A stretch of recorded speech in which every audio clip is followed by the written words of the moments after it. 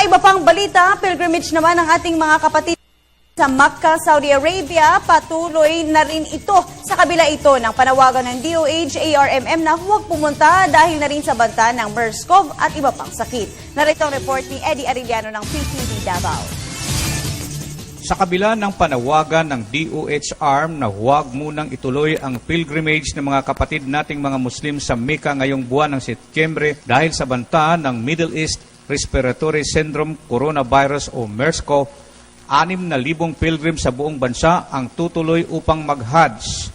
Sabi ni DOH ARM Secretary Dr. Cadel M. Sinulinding, wala siyang magagawa kundi magsagawa na lamang ng information drive kung ano ang gagawin kung sakaling nandoon na ang mga pilgrim sa Mecca upang maiwasan na mahawa sa naturang sakit. So I wrote a letter addressed to the National Commission on Muslim Filipinos kay Secretary Lau na lahat ng mga pilgrims natin na aalis should undergo pre-departure evaluation related to MERS-CoV. Dagdag pa ni Dr. Sinulinding na mas may tsansang mahawa ang mga pilgrims na mga lalaki dahil sa kanilang tradisyon na beso-beso at pakikipagkamay. Samantala ang mga babae ay may takip sa kanilang mga muka at walang body contacts kung kaya malayo sa kanila ang mahawa.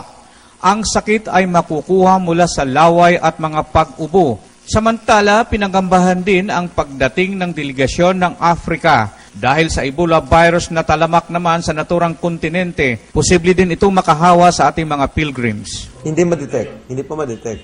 Ang problema dyan, pagdating sa bahay, may susceptible individual, nagkisa sanggol, nagkisa lola, lolo, kasi yun ang tradisyon natin. And the susceptible victim becomes vulnerable to the infection at doon ang magiging reservoir paano i-spread yung sakit. 6,000 pilgrim sa buong bansa ang nakatakdang pupunta sa Mecca at karamihan sa mga ito ay manggagaling sa ARM. Remember, last April, when there was one positive passenger of Etihad Airways, buong bansa ay nabulabog just to trace down 254 passengers. We are talking of 6,000 pilgrims this year. At hindi pa kasali yung mga Umrah Hajj. Panawagan ni Secretary Sinulinding sa mga pilgrims na gawin lamang ang sumusunod. Number 1 talaga dito, avoid yung direct contact with anybody na hindi mo kilala. So yung beso-beso among mail, bawal yun. Yung handshake, pwede. But you have to wash your hands as frequent as you can. Second is avoid yung sneezing or coughing in front of people, or somebody is coughing, i-avoid nyo sila totally. And then, you should wear mask. Para sa Telebisyon ng Bayan, kasama si Julius Masayon, Eddie Arellano.